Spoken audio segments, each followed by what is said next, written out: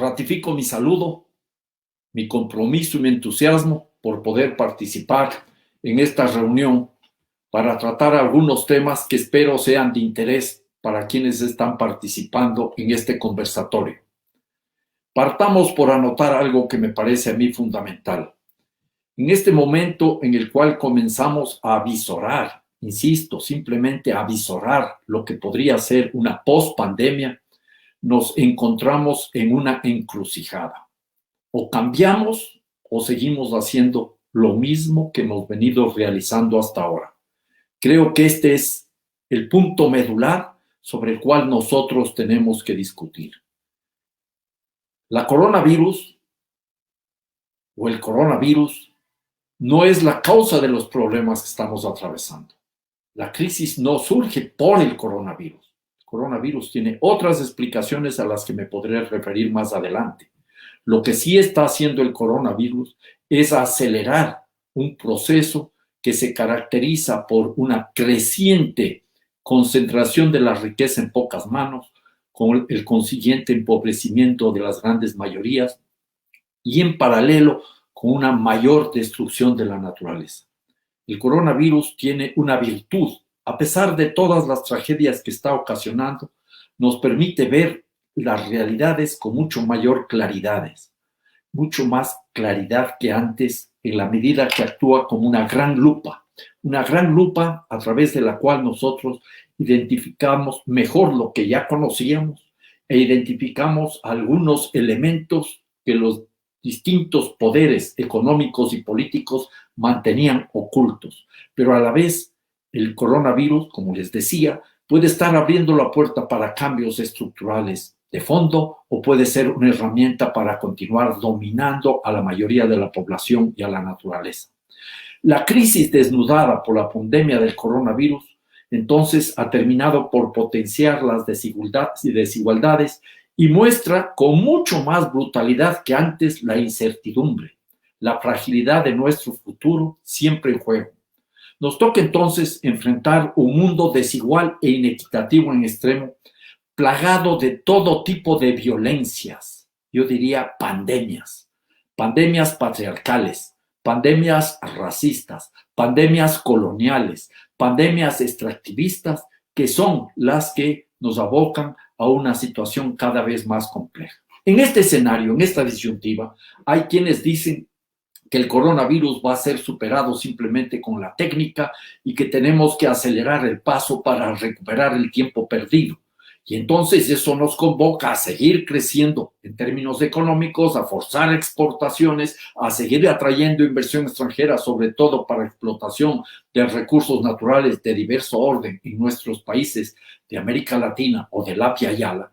Y en ese contexto asoman lo que yo mencionaría los negacionistas propiamente dichos, los que dicen que no hay problema y hay que seguir forzando el paso. Hay otros que dicen, no, sí hay problema, pero en el fondo, al plantear el retorno a la normalidad, están abriendo la puerta a más de lo mismo que más de lo peor. En ese contexto, entonces, tenemos como opción alternativa un cambio estructural, un cambio civilizatorio, un cambio que plantee transiciones para ir construyendo otros mundos. Y ahí recuperaría yo un principio, un concepto que plantean los zapatistas y que para mí tiene mucha fuerza y mucho vigor, cada vez una mayor actualidad y presencia, el pluriverso. Un mundo donde quepan muchos mundos, pero eso sí, garantizando que la vida de quienes viven en esos diversos mundos sea digna. Se trate de seres humanos o de seres no humanos. Y en ese contexto, entonces, nosotros podemos comenzar a trabajar en busca de las opciones alternativas. Reflexionemos muy rápidamente en una cuestión que a mí me parece importante. Estamos atravesando una serie de crisis en plural, generalizadas, multifacéticas, interrelacionadas, no solo sistémicas propias del capitalismo, sino con claras muestras de debacle civilizatorio. Y en ese contexto, entonces, nosotros anotemos algunos elementos para comprender los orígenes múltiples de estas crisis, hablemos claro de tantas pandemias. Por un lado, como dice el pensador mexicano, ese brillante filósofo Enrique Lev, vivimos una etapa de creciente deshumanización de la humanidad. Los seres humanos estamos perdiendo nuestros rasgos más profundos de humanidad, de comunidad, de vecindad, de solidaridad, de reciprocidad. Y esto se debe, entre otras razones, a una creciente tendencia de individualización de los seres humanos. No me opongo yo al individuo, ni mucho menos, pero el individualismo a ultranza, marginando lo comunitario, lo vivencial, la vecindad, está generando una verdadera enfermedad social. Tan grave es el asunto, tan complejo es el asunto, que ya existen 2 países ricos, el Ministerio de la Soledad, desde enero del año 2018 en Inglaterra, para atender una situación de aislamiento total de casi 9 millones de personas, 13% de la población. Y en Japón, desde inicios de este año 2021, el Ministerio de la Soledad, con el que se está atendiendo no a personas pobres, no a personas que carecen de recursos económicos, sino a personas que han perdido las relaciones humanas. Y esto me parece a mí tremendamente perverso. Y esto viene de la mano, siguiendo con el pensamiento de Enrique Lev, con la desnaturalización de la naturaleza, la mercantilización de la naturaleza a través de múltiples mecanismos, a través de múltiples formas, como los mercados de carbono, como la economía verde, la economía azul, la economía naranja, las economías de colores, con las cuales simplemente lo que se hace es cuestionar algunos elementos más o menos de forma de la economía y no la esencia de una economía en esencia, en principio de fondo, realmente contaminadora y destructora. Entonces, en este contexto encontramos, entre otros elementos, a la destrucción de la naturaleza como una de sus principales causas, como una de las principales causas de tantas crisis, sino definitivamente la mayor. El panel de cambio climático, el IPCC por sus siglas en inglés, una organización de Naciones Unidas, nos dice con absoluta claridad que ya no hay ningún país, ningún mar, ningún territorio que esté exento de los problemas derivados por los cambios climáticos. Esta es una constatación indiscutible.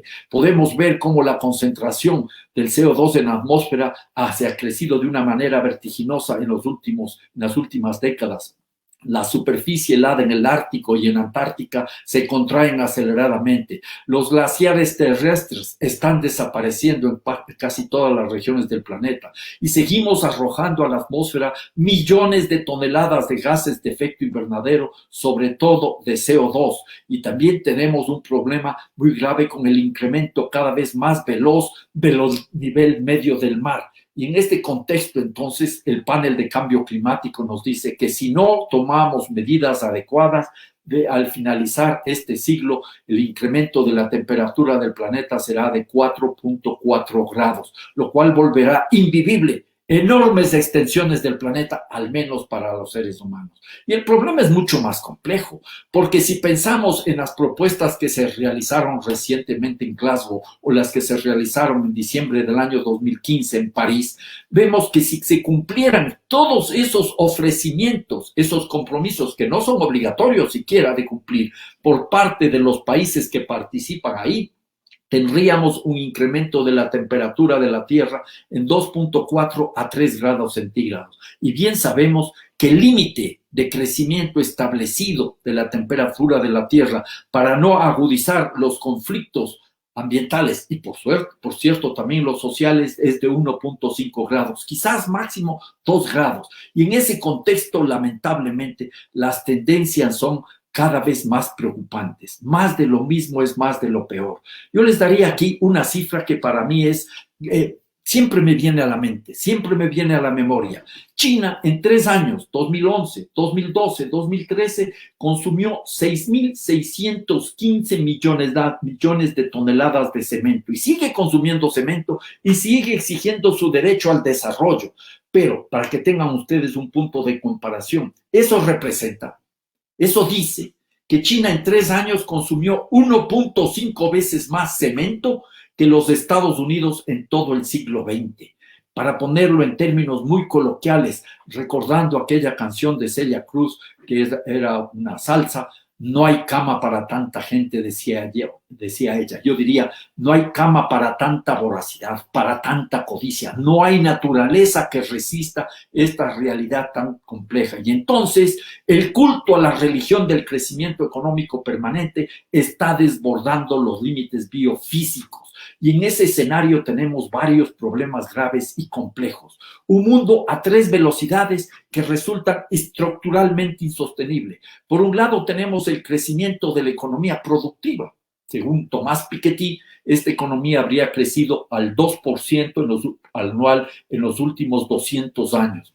Y él mismo nos dice que el crecimiento de la economía especulativa pudo haber estado a un ritmo de promedio anual de crecimiento del 4.5%. Eso explica entonces esas burbujas especulativas que de tiempo en tiempo se rompen y ocasionan graves crisis o ahondan las crisis propias del sistema capitalista. Pero el problema es mucho más grave, porque hay una velocidad mucho más lenta, que es la de capacidad de regeneración, de resiliencia de la naturaleza. Entonces, este mundo a 3 velocidades resulta estructuralmente insostenible. Y todo lo anterior está provocado por la codicia, que impulsa una imparable mercantilización de la vida y que, cual un virus mutante, se está extendiendo por el planeta. Inclusive el coronavirus, por sus orígenes, resulta de la destrucción de la biodiversidad, de las bases mismas de la vida y de la naturaleza. Entonces, con esto, para ir cerrando esta primera parte, entremos a algunas conclusiones básicas. La primera y fundamental: reconozcamos la realidad como es. Esa realidad, por más dura que sea, tiene que ser descrita, conocida y entendida. Y demos un paso más. Seamos precisos en los términos. Ya no hablemos únicamente de cambio climático como algo extraordinario. No nos olvidemos que los cambios en el clima han sido parte consustancial en la larga historia geológica de la Tierra. La NASA, ese organismo para la conquista del espacio de los Estados Unidos, en un estudio para los últimos 650,000 años, establece que las variaciones de la temperatura atadas a la emisión de gases de efecto invernadero, sobre todo de dióxido de carbono, CO2, se han dado permanentemente en la Tierra, épocas de calentamiento, épocas de enfriamiento, pero últimamente estamos viviendo una época de creciente y permanente calentamiento.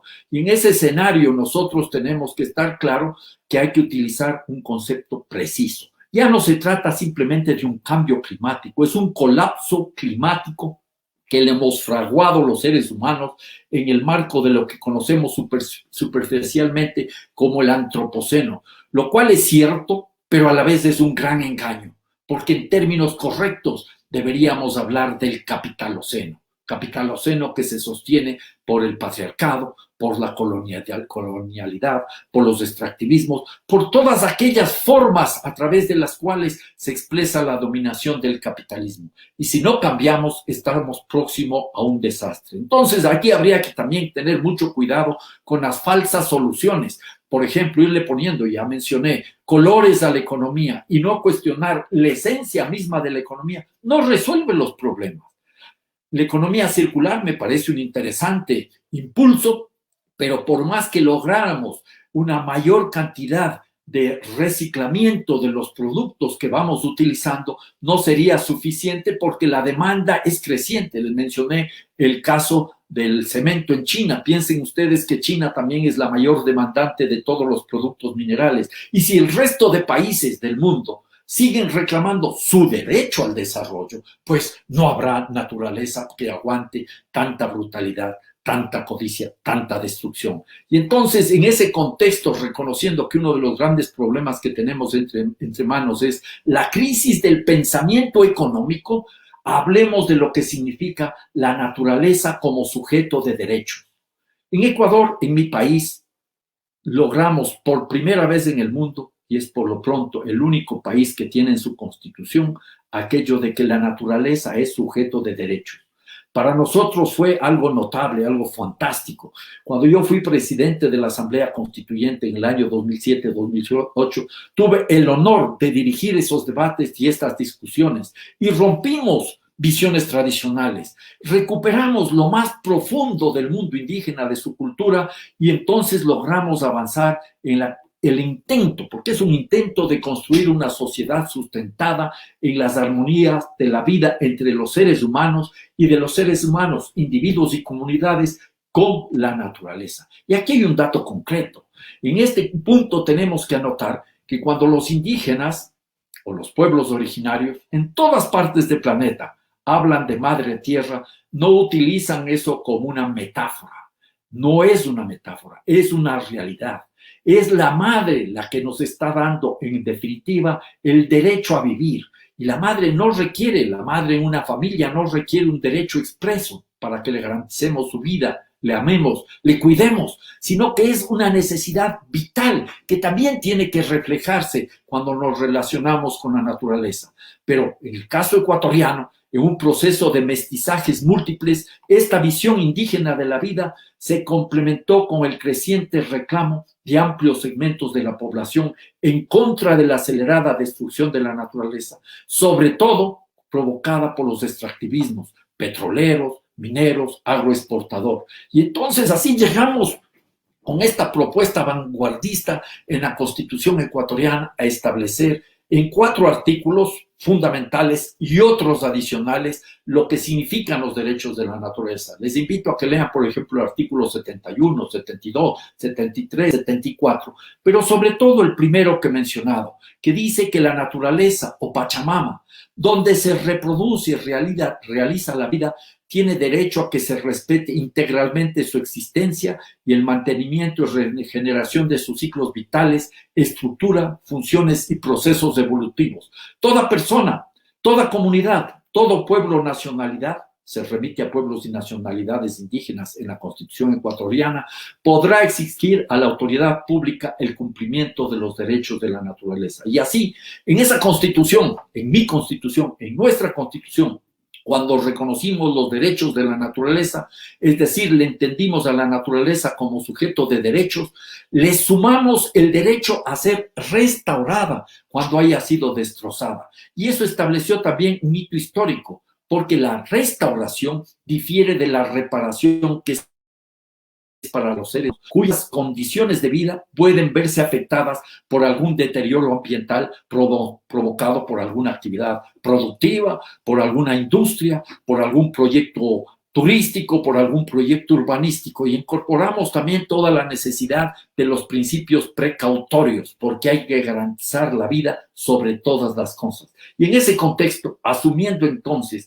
que quien nos da el derecho a vivir, en esencia, es la naturaleza, tenemos que entender que hay 2 cuerpos de derechos que tenemos que diferenciarnos. Los derechos de la naturaleza y los derechos humanos. No están en contra, no están en pugna como algunas personas pretenden ver. Son complementarios y se potencian mutuamente. De los derechos de la naturaleza emergen entonces lo que podríamos decir los derechos ecológicos, la justicia ecológica. De los derechos ambientales, que son los que surgen de los derechos humanos, aparece la justicia ambiental. Los primeros, los derechos de la naturaleza, son para todos los seres vivos, incluyendo los seres humanos, y los derechos ambientales son los que garantizan un ambiente sano a todos los seres humanos. Y entonces estos derechos ecológicos buscan proteger ciclos vitales y procesos evolutivos. Buscan proteger no solo las especies amenazadas o las áreas naturales aisladas, sino la integridad de la naturaleza. Y esos derechos plantean principios básicos. 1, ya mencionado, de la precaución. 2, restricción. 3, integralidad. 4, el respeto. 5, mantenimiento. 6, regeneración. Y 7, restauración. En el caso de los derechos ambientales no hablamos de restauración, sino de reparación a los seres humanos. En el caso de los derechos de la naturaleza, hablamos de restauración de los ciclos vitales de la naturaleza. Estos derechos ecológicos se fijan entonces en ecosistemas y en colectividades, no solo en los individuos. Y esta justicia ecológica aspira a la persistencia y sobrevivencia de las especies y de sus ecosistemas como conjuntos, como redes de vida. Plantea una justicia que demanda, a su vez, posiciones éticas que erradiquen cualquier forma de tortura de los animales, más aún si se trata de actividades para que se distraigan los seres humanos. Más allá, entonces, de indemnizar a los humanos por el daño ambiental, la vigencia de la justicia ecológica, hago hincapié en esto, busca restaurar los ecosistemas afectados. Y entonces, en concreto, habría que aplicar simultáneamente las dos justicias, la justicia ambiental para los seres humanos y la justicia ecológica para toda la naturaleza. Son justicias estructural y estratégicamente vinculadas. Si solo nos preocupamos, por decirlo de alguna manera, de defender la naturaleza y nos olvidamos de los seres humanos, haríamos un ejercicio de jardinería. Por eso justicia social y justicia ecológica vienen de la mano.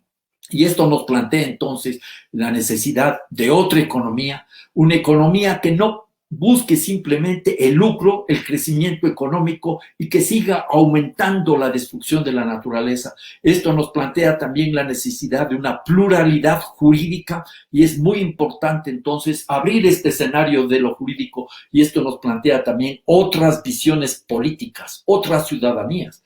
Recojo la experiencia de la Constitución ecuatoriana, donde tenemos la ciudadanía individual, la ciudadanía que recupera los derechos liberales, que es fundamental, pero de la mano y en paralelo y al mismo nivel de importancia y trascendencia está la otra ciudadanía, la ciudadanía de los pueblos y nacionalidades, de las comunidades, la ciudadanía colectiva y también hasta la ciudadanía ecológica, como recuerdan ustedes. Al haber leído el artículo 71 de la Constitución ecuatoriana, se establece con claridad quiénes representan los derechos de la madre tierra. Y ese es un punto básico y fundamental. Y entonces aquí nosotros tenemos que ir avanzando y señalando que no hay un triángulo entre economía, sociedad y naturaleza. No puede haber ese triángulo, por una razón muy simple.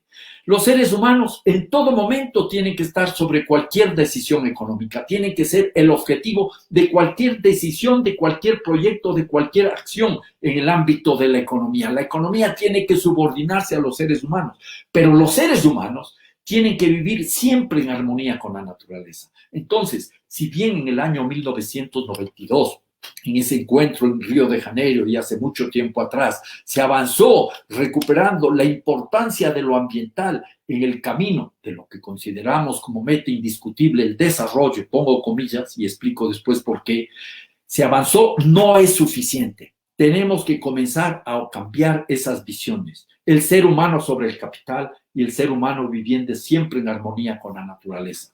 Tenemos que ir echando abajo algunos conceptos inútiles o perversos, como aquel de capital natural o de capital humano. El capital puede ser sustituido en economía. Puede haber más tecnología, puede haber más inversión financiera, puede sustituirse el capital. Los seres humanos no pueden ser sustituidos. Somos únicos. La naturaleza no puede ser sustituida. Somos únicos.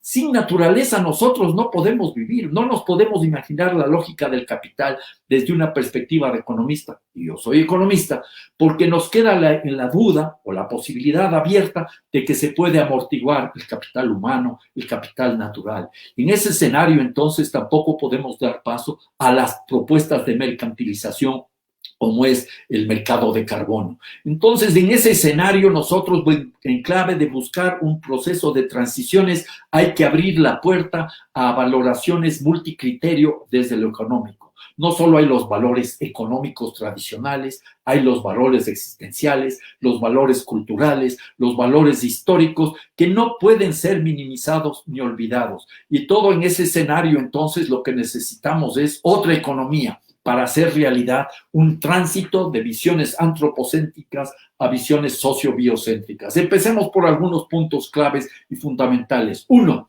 Superar el fetiche del crecimiento económico permanente. Esta es una realidad, una necesidad y una urgencia. 2.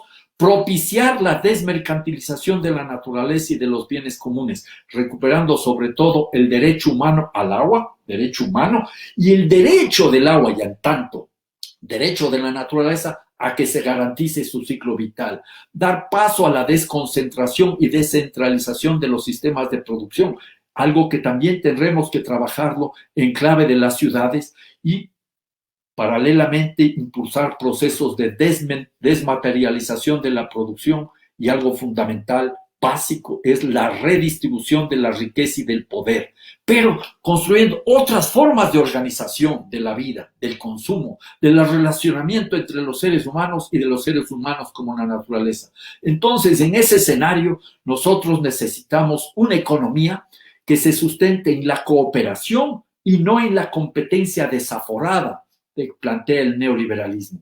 Requerimos una economía que se sustente en la reciprocidad y no en la acumulación permanente de bienes materiales.